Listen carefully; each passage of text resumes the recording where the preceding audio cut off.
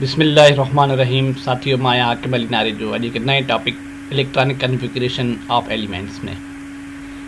साथियों, Bohr's model theory जे बुनियाद ते एटम जे बिल्कुलु विच में जेको गोल दायरो हूंदो आहे उनखे न्यूक्लियस सॾियो वञे थो, जंहिंजे अंदरि पॉज़िटिव चार्ज वारे कंपोनेंट खे प्रोटॉन ऐं बग़ैर कंहिं चार्ज वारे कंपोनेंट खे न्यूट्रॉन सॾियो वञे थो। कंहिं बि एटम जे अंदरि जेको प्रोटॉन जो तइदादु हूंदो आहे उनखे एटॉमिक नंबर सॾियो वञे थो, जंहिंखे ज़ेड सिंबल सां शो कजे थो।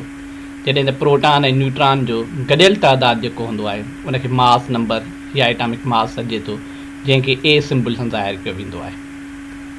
जॾहिं न्यूक्लियस जे ॿाहिरों जेके ॿिया कंपोनेंट एटम जा रखियल हूंदा आहिनि उनखे इलेक्ट्रॉन सॾियो वञे थो, जेके मुख़्तलिफ़ ऑर्बिट्स ऐं शेल जे अंदरि रखियल हूंदा आहिनि। इहो जेको न्यूक्लियस जे ॿाहिरों मुख़्तलिफ़ ऑर्बिट ऐं शेल में इलेक्ट्रॉन खे रखण जी जेका तरतीब हूंदी आहे इनखे इलेक्ट्रॉनिक कन्फिगरेशन सॾियो वेंदो आहे। साथियों, एटम न्यूट्रल हूंदा आहिनि।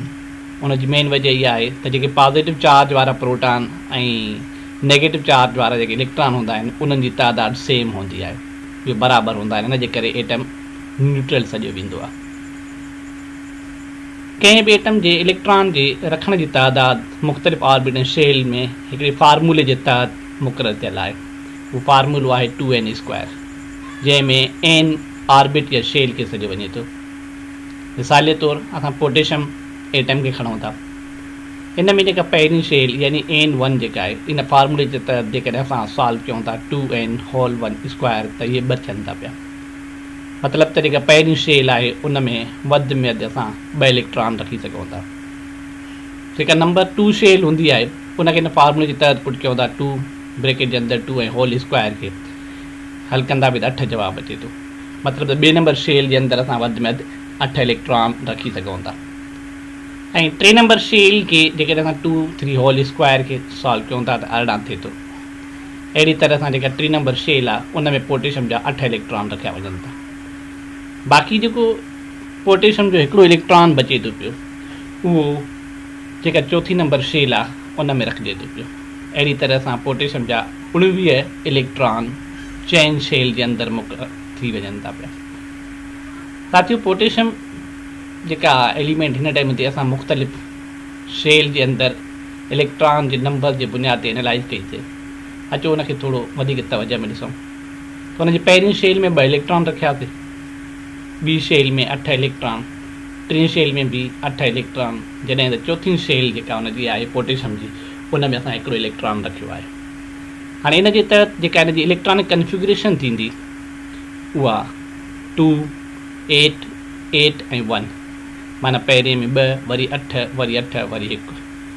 इहा आहे इन जी इलेक्ट्रॉनिक कन्फिगरेशन जी तरतीब।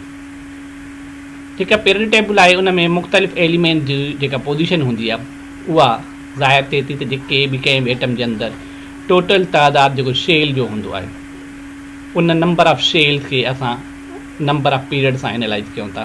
मिसाल जे तौरु पोटेशियम जे अंदरि टोटल 4 शेल मुक़ररु आहिनि, मौजूदु आहिनि, जंहिंमें इलेक्ट्रॉन रखियल आहे, त हिन खे असां पीरियड नंबर 4 में रखंदासीं।